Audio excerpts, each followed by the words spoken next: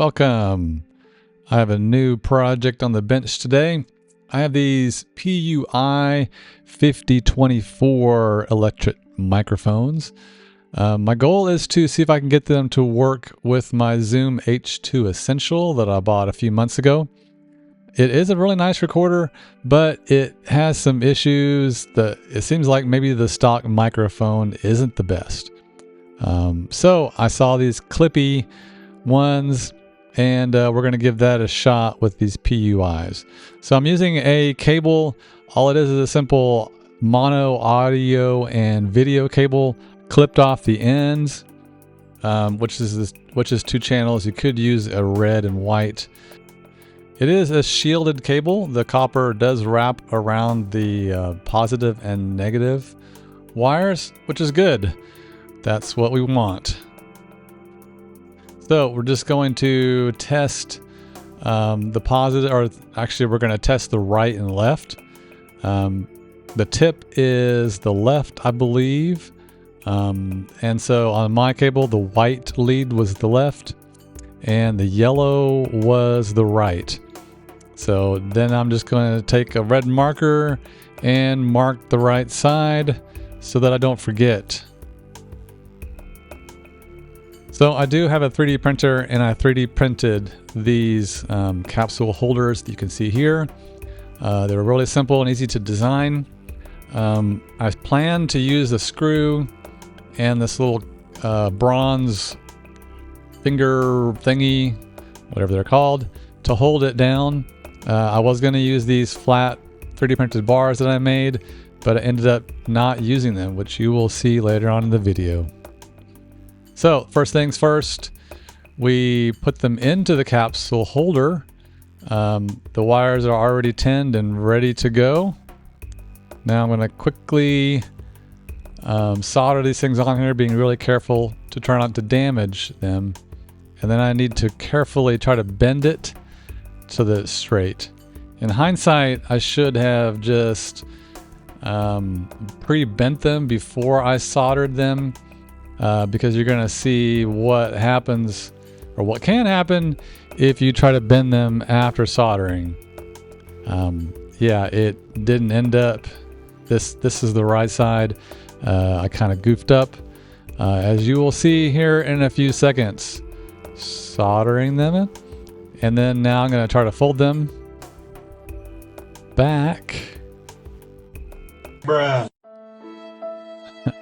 Yeah, so they came off really easily. And then everything I did everything I could to try to get solder back into those points, and whatever the solder could stick to pulled out with the wires. That's not good. So I ended up having to get new ones. So a few days later, the new ones came in, and it was time to continue with the project. So let's get the new ones soldered in there, and then carefully, I'm going to bend it up. Okay, the next step is to hot glue the capsules into the holders. I just put a tiny little bit where this recess is, and it fits in. There is a little shelf that holds the capsule in place. So just a tiny bit is all that's needed, and press it in place. Wipe off some of the glue, and then I have to do the other side. And then the back side, I'm just going to fill it up with quite a bit of hot glue. I want the cable to stay in place and not move around, so that my solder joints don't get damaged. And anyway, if that ever happened, I could easily just cut this out, resolder the wire. This is kind of a temporary prototype, I guess you could say. So we're just testing to see how well this works. I may make a new model and make this a little bit nicer in the future. Okay, all that's left is to put some hot glue in those screws that hold the capsule holder to the bar. The knurled finger tighty thingy is holding it in place, and just gonna fill her up with some hot glue that will cool off and hold the screw in place. I can easily just unscrew it, rotate them around. My goal for this project was to make it flexible so that I could mount the capsules on a backpack or something if I wanted to do some crowd recording. Last step is to just orient the microphones the way that I want them. I'm going to place them outwards at a 45-degree angle, screw them down, and we're going to do a test and see how it sounds. I'm just going to do a quick test outside. Unfortunately, there is a highway near my house, so you're going to hear that noise. It'll be on the right side of the recording. I will try to use an EQ to take out some of the lows, and mostly we're just trying to get some bird sounds.